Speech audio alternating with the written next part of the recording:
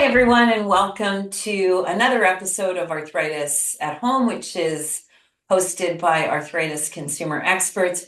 Super excited to be here in studio today with Dr. Sasha Bernatsky.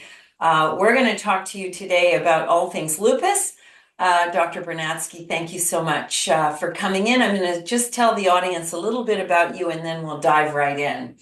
Dr. Bernatsky is a medical doctor, clearly, and has a PhD and is a rheumatologist. She's the James McGill Professor and a senior scientist in the Center for Health Outcomes Research and Division of Clinical Epidemiology at the Research Institute of the Montreal University Health Centre. Now, that is a mouthful, to be sure. I'm so privileged to be able to call Dr. Bernatsky a colleague, a friend, a mentor. We've known each other for many, many years, and we're so grateful for all of the things that you do that support our work, Dr. Bernatsky, and we're really excited that we could have you here in studio to talk to us about lupus. So welcome again. Thank you so much. Yeah, we're going to dive right in.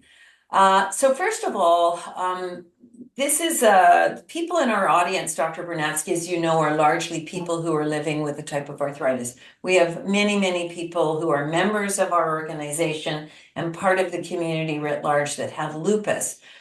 So just sort of quickly, I know that lupus is not just lupus, that it actually means a couple of different things or has a couple of different subtypes that live under that umbrella. So why don't you tell us about lupus and some of those important subtypes?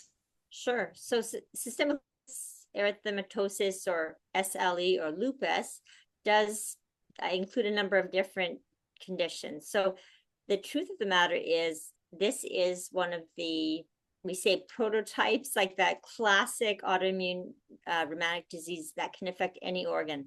And so that means the manifestations are very different from one person to another. Sometimes I think that there's like no two people with lupus have the exact same clinical trajectory or same clinical manifestations. And so they call it lupus sometimes the disease with 1,000 faces, meaning that it can just be so varied.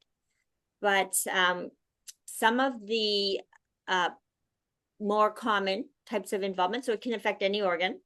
It can sometimes actually be relatively silent. So, for example, when it affects the kidneys, sometimes there won't be a lot of symptoms.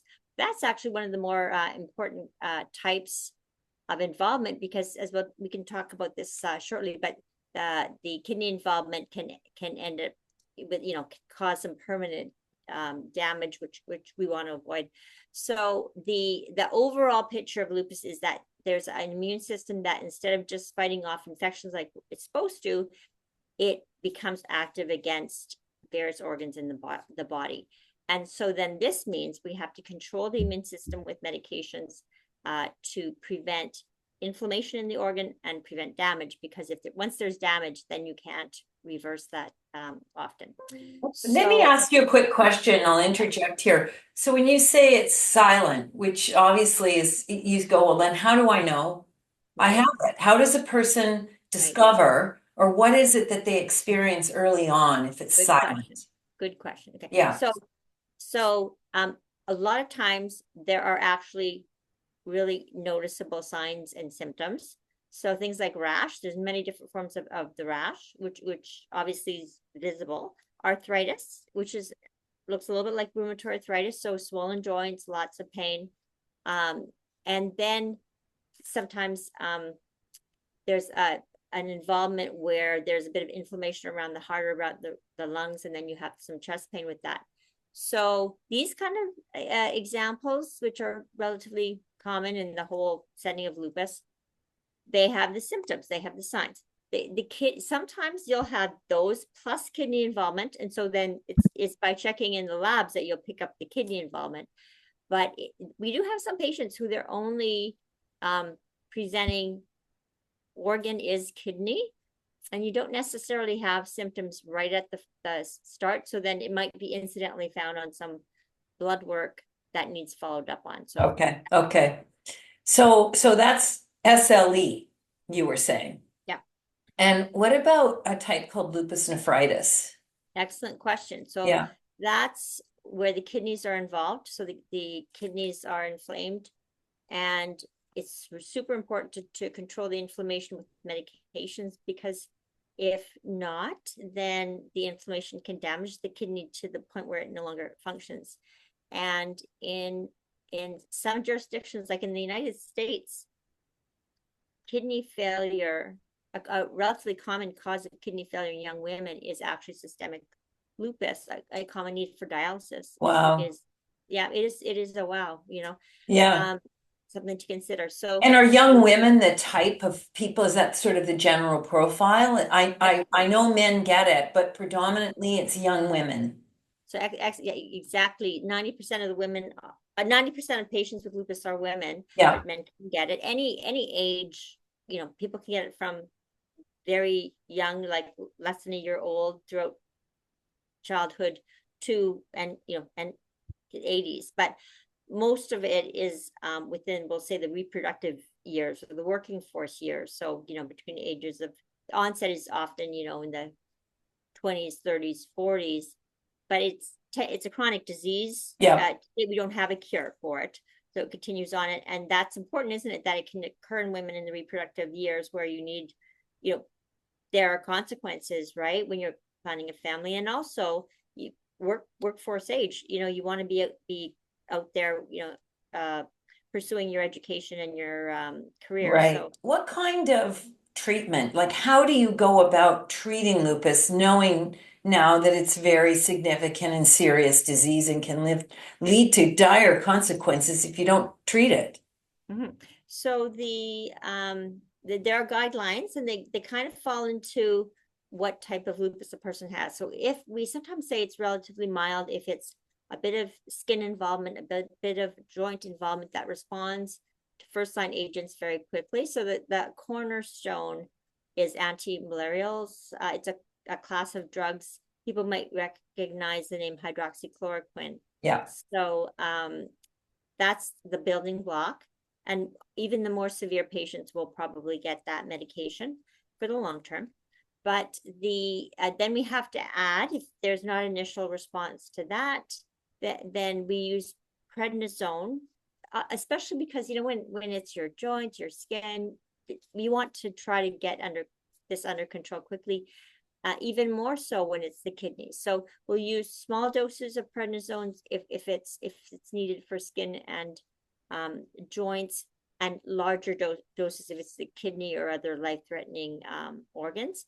But we want to bring that dose down, taper it off as soon as we can. In the old days, people sometimes were on prednisone just for years, and we don't want that because of all the side effects. Yeah. But we still do need, there's a role, because we're trying to get things under control in this short period. So for several months, there'll be a role there. We do try to get people off as soon as we can, but that usually requires introduction of something in addition. So for arthritis, sometimes it's methotrexate. For the kidneys, bigger guns. So we have something called mycophenolate, which is very useful. One of our cornerstones for kidney disease. But some people need more than that. And we have been finding a lot of mileage out of adding a biologic called belimumab, which has been available, at least in some jurisdictions in Canada, since about 2011, I think. And that added to the mycophenolate can bring people under control when their kidney inflammation has not been properly controlled by one agent alone. Now, the other possibility besides belimumab that we've been using a lot of is a group of medication called calcineurin inhibitors. So what we're using in Canada is tacrolimus. There is a lupus-specific medication called voclosporin, which was interestingly found first by an Alberta researcher, but it's not yet available in Canada, although it is available in the United States. So we're starting to see some good results with mycophenolate plus minus tacrolimus plus minus something like belimumab, and there's a few other biologics that we can consider, thank God, because it's not, we've been for years lagging behind other autoimmune diseases like perhaps rheumatoid arthritis. And where does anifrolumab fit into that? Is that another one of the Yes. biologics? Yeah, Yeah. okay. Yes, Okay. that's quite interesting. So, as we may get to, it's unfortunate in Canada that some provinces don't have great access to belimumab. We in Quebec fortunately have, and I can't tell you what a benefit it has been to some patients for kidneys, skin, and joints. And so it's been great. So when you Um, say access, Dr. Bernatsky, you're talking about reimbursement Exactly. specifically. And I'm sorry, I didn't answer about anifrolumab because yeah, that's newer than belimumab, but a really nice drug specific for lupus. A lot of times, like mycophenolate, tacrolimus, the transplant doctors used it first because they need to control the immune system. So then we tried it, it works. So anifrolumab and belimumab are more like specific for lupus because of how they work. So anifrolumab is an interferon blocker that's good for many patients with lupus. And what people have been noticing, the Canadians that have been rheumatologists that have been using it in lupus have reported really good responses, especially to skin involvement, which can be yeah, really helpful because sometimes lupus patients have really disfiguring facial involvement or on their hands. And I've had patients with really bad scarring. So I'm so glad we can have some newer agents that will tackle other parts of other manifestations, including the skin. yeah. I mean, it's fun. You know, what's happening inside the body is bad enough, but on the outside for us patients, I mean, that's the thing that our family and friends see, right? So Right. in some ways, Dr. Bernatsky, those kinds of symptoms are more important to us than maybe even the more severe ones that are inside of us. Right. I remember distinctly. So we didn't mention the fact that visible minorities are even more involved than for example white patients. So it's a risk factor to be Black or Asian or Latino, Hispanic, or First Nations. These people are more likely to have lupus, and the people who are Black seem to have sometimes a more aggressive form, sometimes less responsive to medications. I distinctly remember some patients who are Black, and when they scar on their face, it's so visible. Yeah, And I remember one lady who she worked with the public, and in her hands, people would recoil looking at her hands because they thought she had some kind of an infectious disease. It's yeah, really, I'm so yeah. glad that we have some medications that I hope that we can really work on optimizing people's access to it. Yeah, I'm glad that you pointed out the health inequities. You know, that's a focus that we have here at ACE in our work. And it's a constant reminder to me that yes, there is privilege in our healthcare. There is no question about it, and there mustn't be. We must have clear equity across all peoples who are in our country.